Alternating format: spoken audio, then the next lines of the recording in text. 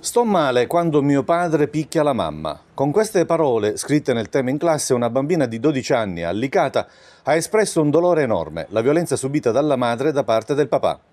È bastato questo a fare suonare un campanello d'allarme all'insegnante. Sono stati avvertiti i carabinieri e la procura. La donna, convocata e ascoltata dai militari, ha ammesso le violenze ed è stato attivato il codice rosso.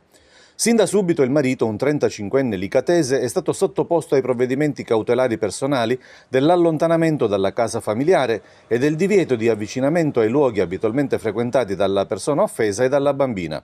Nei giorni scorsi è stato arrestato e dopo un breve periodo trascorso in carcere è stato posto ai domiciliari. Deve rispondere del reato di maltrattamenti contro familiari o conviventi aggravati dalla presenza della figlia minore. L'indagato l'avrebbe ripetutamente insultata, minacciata, fino ad arrivare al punto in più occasioni di metterle le mani addosso. Gli episodi incriminati si sarebbero verificati all'interno della casa coniugale.